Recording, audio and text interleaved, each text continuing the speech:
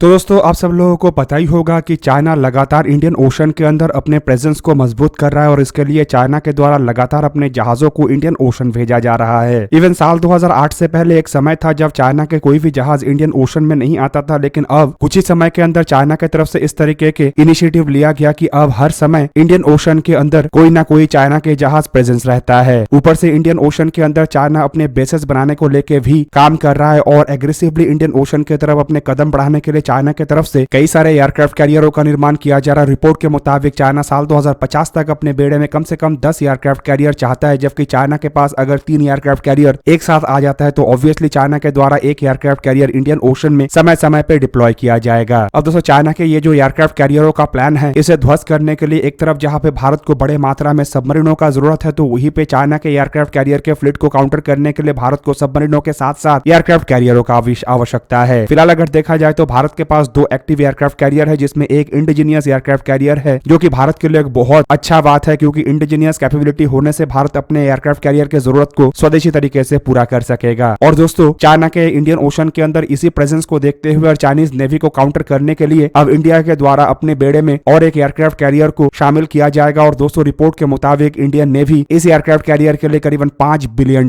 खर्चा करने जा रहा है। अब दोस्तों इस बारे में जानकारी रखने वाले अधिकारियों की तरफ से यह बताया गया है कि इंडियन ओशन रीजन में चाइना के नेवी के जो प्रेजेंस है उसे काउंटर करने के लिए इंडियन नेवी की तरफ से यह डिसाइड कर लिया गया है कि और एक एयरक्राफ्ट कैरियर को इंडियन नेवी के बेड़े में शामिल किया जाएगा और इसके लिए कम से कम 400 बिलियन इंडियन रूपी खर्चा किया जाएगा, जो अप्रोक्सीमेटली $4.8 बिलियन होता है। अब दोस्तों कुछ दिन पहले डिफेंस एक्विजिशन काउंसिल का एक मीटिंग आयोजित किया गया था, जहां पे करीबन 2.3 लाख करोड़ रुपए के नए डिफेंस प्रोक्योरमेंट को लेकर अनुमति दिया गया है। और दोस्तों रिपोर्ट में दावा किया जा रहा है कि नेवी की तरफ से इस डिफेंस एक्विजिशन काउंसिल के सामने नए एयरक्राफ्ट कैरियर को लेकर भी प्रस्ताव रखा गया है। हालांकि इस बार के डीएससी के मीटिंग के दरमियान एयरक्राफ्ट कैरियर को लेके कुछ हुआ है कि नहीं हुआ है, इसके बारे में फिलहाल कोई पब्लिकली जानकारी नहीं है, लेकिन एक्सपेक्ट किया जा रहा है कि जल्द ही इसे लेके मिनिस्ट्री ऑफ डिफेंस और डिफेंस एक्विजिशन काउंसिल की तरफ से अनुमति दे दिया जाएगा, क्योंकि गवर्नमेंट भी तीसरे इंडिजीनियस एयरक्राफ्ट कैरियर के पक्ष में है और नेवी भी जल्द से जल्द अपने बेड़े में एक ऐसे ही एयरक्राफ्ट कैरियर को चाहता है। अब दोस्तों दूसरा एयरक्राफ्ट कैरियर किस तरीके का होगा, इसे लेके एक समय तक काफी लंबा डिबेट था, क्योंकि जब आईएनएस विक्रांत मतलब पहला इंडिजीनियस एयरक्राफ्ट कैरियर को निर्माण किया जा रहा था, तब बताया गया था कि दूसरे इंडिजीनियस एयरक्राफ्ट कैरियर को असल में काफी बड़े आकार के एयरक्राफ्ट कैरियर मतलब आईएनएस विशाल के रूप में बनाया जाएगा, जो कि फ्लैट डेक होगा, मतलब उसके ऊपर कैटेपुल लॉन्चिंग सिस्टम और एरोस्ट्रिंग गियर होगा और करीब करीब 65,000 टन के आसपास भारी भरकम होगा। तो वहीं पे आईएनएस विक्रांत को निर्माण करने के बाद जो खबर खुल के आगे आया है, उससे यह साफ हो गया है कि इंडिया फिलहाल आईएनएस विशाल मतलब 65,000 टन के जो एयरक्राफ्ट कैरियर का सपना है उसे कुछ दिन के लिए होल्ड कर रहा है और दूसरे इंडिजीनियस एयरक्राफ्ट कैरियर के रूप में आईएनएस विक्रांत के ही सिस्टर शिप मतलब करीबन 45,000 टन का ही एक जहाज को इंडियन नेवी के बेड़े में शामिल किया जाएगा। हालांकि दोस्तों यहाँ पे सिस्टर शिप कहा जा रहा है, जिसका मतलब यह है कि IS-2 का भी डिजाइन आईएनएस विक्रांत के ही जैसा होगा, लेकिन वजन को लेके कुछ जगह में अलग अलग टाइप का डिबेट है, जहाँ पे कुछ रिपोर्टों में दावा किया जा रहा है कि इसका वजन आईएनएस विक्रांत के मुकाबले में 5,000 से लेकर 10,000 टन तक अधिक हो सकता है और शायद आकार में भी थोड़ा अंतर हो, लेकिन डिजाइन सिमिलर होगा, मतलब ये स्की जंप से लैस होगा और एरोस्ट्रिंग गियर से लैस होगा। हालांकि वहीं पे दोस्तों दूसरे इंडिजीनियस एयरक्राफ्ट कैरियर को लेके ये भी कहा जा रहा है कि शायद ये 28 से लेकर 40 तक के एयरक्राफ्टों को कैरी कर सकेगा और इसमें एयरक्राफ्ट के रूप में राफेल एम और twin engine deck based fighter aircraft जैसे एयरक्राफ्टों का इस्तेमाल किया जाएगा, क्योंकि दोस्तों इस एयरक्राफ्ट कैरियर को अगर अभी से बनाना शुरू किया जाता है तो जब तक ये बनके तैयार होगा तब तक शायद MiG-29 एयरक्राफ्टों को रिटायर्ड कर दिया जाए। हालांकि दोस्तों कोची शिपयार्ड लिमिटेड जो कि भारत के लिए पहला इंडिजीनियस एयरक्राफ्ट कैरियर का निर्माण किया है, उसके तरफ से यह कहा जा चुका है कि अगर दूसरे एयरक्राफ्ट कैरियर आईएनएस विक्रांत का सिस्टर शिप होता है तो 5 साल के अंदर कोची शिपयार्ड लिमिटेड इसे बना के इंडियन नेवी को सौंपेगा, क्योंकि कोची शिपयार्ड लिमिटेड के पास फिलहाल इंफ्रास्ट्रक्चर भी है और ट्रेंड वर्कर भी है, जो कि जल्द से जल्द इस तरीके के प्रोजेक्ट को संपूर्ण कर सकता है। पर वहीं पे दोस्तों भारत में प्रोजेक्टों की अनुमति और प्रोजेक्टों के जो बजट सैंक्शन है उसे लेके जितना डिले होता है, मुझे नहीं लगता है कि साल 2024 या 25 तक इस एयरक्राफ्ट कैरियर को लेकर किसी भी तरीके का अनुमति आएगा और उसके बाद जो बाकी प्रोसेस है उसे कंप्लीट करके एयरक्राफ्ट कैरियर के निर्माण का काम मुझे नहीं लगता है कि साल 2027-28 से पहले शुरू होना संभव हो पाएगा। अब ऐसे में अगर साल 2027-28 तक भी किसी भी तरीके से दूसरे इंडिजीनियस एयरक्राफ्ट कैरियर का निर्माण शुरू किया जाता है तो साल 2032-33 तक ये एयरक्राफ्ट कैरियर बन के तैयार होगा और उसके बाद इसका ट्रायल और फिर इंडियन नेवी में कमीशन मतलब साल 2034 तो ऐसे ही लग जाएगा, जिससे कि दोस्तों इंडियन नेवी के जो MiG-29 एयरक्राफ्ट है वो इंडियन नेवी के बेड़े से रिटायर हो जाएगा। हालांकि तब का एक खुशखबरी ये भी होगा कि तब तक twin engine deck based fighter aircraft भी बनके तैयार हो जाएगा। हालांकि दोस्तों वहीं पे अगर देखा जाए तो इंडिजीनियस तरीके से भारत में कई सारे जहाजों का निर्माण किया जा रहा है और कुछ रिपोर्टों के मुताबिक भारत के अलग अलग शिपयार्डों में एक साथ अभी फिलहाल 60 से भी अधिक अलग अलग टाइप के जहाज सबमरीनों का निर्माण किया जा रहा है, जो कि आने वाले समय में मतलब साल 2035 तक इंडियन नेवी के बेड़े को कम से कम 175 जहाजों वाला बेड़ा बनाएगा। पर दोस्तों अगर चाइनीज नेवी को काउंटर करना है तो भारत को तेज रफ्तार में अपने एयरक्राफ्ट कैरियर के प्रोजेक्ट और बड़े आकार के डिस्ट्रॉयर के साथ साथ सबमरीनों के प्रोजेक्ट को अंजाम देना पड़ेगा, जिसमें न्यूक्लियर पावर सबमरीन के साथ साथ ये प्रोजेक्ट 75I भी शामिल है और स्वदेशी इंडिजीनियस सबमरीनों के प्रोजेक्ट भी शामिल है। पर दोस्तों मेरा यहाँ पे मानना यह है कि ISC-2 एयरक्राफ्ट कैरियर के कंस्ट्रक्शन जब तक शुरू होता है तब तक भारत के द्वारा तीसरे इंडिजीनियस एयरक्राफ्ट कैरियर मतलब एक भारी भरकम 65 से 70,000 टन के एयरक्राफ्ट कैरियर के ऊपर भी काम शुरू कर देना चाहिए, क्योंकि इसी से ही भारत के पास 3 एयरक्राफ्ट कैरियर के बेड़े हर समय होगा, क्योंकि तब तक अगर और एक एयरक्राफ्ट कैरियर का काम शुरू नहीं किया जाता है तो इंडियन नेवी के जो INS विक्रांत है वो कुछ ही सालों के बाद रिटायर्ड हो जाएगा, जिससे कि इंडियन नेवी के पास फिर 2 एयरक्राफ्ट कैरियर हो जाएगा। अब दोस्तों यहाँ पे अगर नेवी और एयरक्राफ्ट कैरियर का बात हो ही रहा है तो आप लोगों को और एक महत्वपूर्ण अपडेट के बारे में बता देता हूँ, जो कि नेवी में इस्तेमाल होने वाले सुपर रैपिड गन माउंट को लेके है। और रिपोर्ट में दावा किया जा रहा है कि डिफेंस मिनिस्ट्री की तरफ से करीबन 2956 करोड़ रुपए के कॉन्ट्रैक्ट को भारत हैवी इलेक्ट्रॉनिक लिमिटेड के साथ संपूर्ण किया गया है, जो कि 16 सुपर रैपिड गन माउंट सिस्टमों को लेके है। दोस्तों भारत हैवी इलेक्ट्रिकल लिमिटेड के साथ ये समझौता असल में 28 नवंबर 2023 के दिन हुआ है और इससे एक upgraded super rapid gun mount Indian navy को मिलेगा। दोस्तों ये जो इक्विपमेंट है ये असल में बाय इंडिया कैटेगरी के अंतर्गत खरीदा जा रहा है, मतलब इस इक्विपमेंट को केवल मात्र इंडिजीनियस कंपनी के द्वारा ही बनाया जा सकता है। अब दोस्तों ये जो भारत हैवी इलेक्ट्रिकल लिमिटेड के तरफ से सुपर रैपिड गन माउंट को बनाया जाएगा, ये असल में एक तरीके के मीडियम कैलिबर के anti missile anti aircraft point defence weapon होगा, जो कि हाई रेट ऑफ फायर और हाई एक्यूरेसी के साथ काम कर सकेगा। ये हथियार असल में इंडियन नेवी के कई तरीके के जरूरतों को पूरा करेगा, जिनमें अलग अलग टाइप के थ्रेट को अलग अलग सिनेरियो में न्यूट्रलाइज करना शामिल है और इसके परफॉर्मेंस काफी हाई होना चाहिए ताकि ये highly manoeuvrable fast attack craft तक को मार गिरा सके। अब दोस्तों ये जो super rapid gun mount system है ये असल में मुंबई में स्थित माजेगांव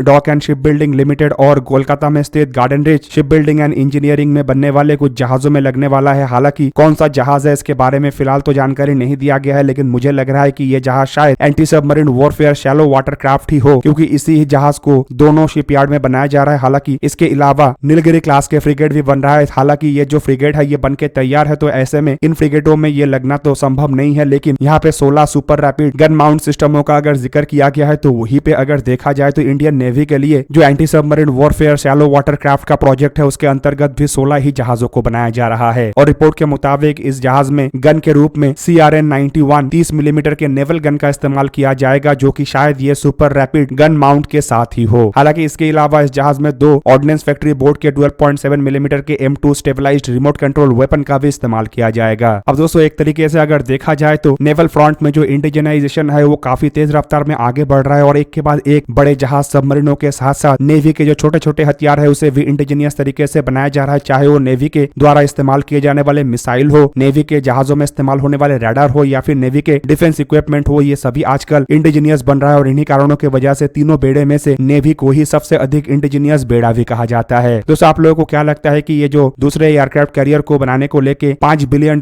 खर्चा करने का इरादा बनाया जा रहा है, ये क्या इंडिया को सच में चाइना के खिलाफ एक ताकतवर नेवी बना सकेगा या फिर इससे भी अधिक मात्रा में एयरक्राफ्ट कैरियरों का इंडियन नेवी को जरूरत है? कमेंट करके अपने राय अवश्य दीजिए। दोस्तों आज के इस वीडियो को यहीं पे ही करते हैं समाप्त। किसी और एक दिन किसी और एक वीडियो में मिलेंगे, तब तक के लिए जय हिंद, वंदे मातरम।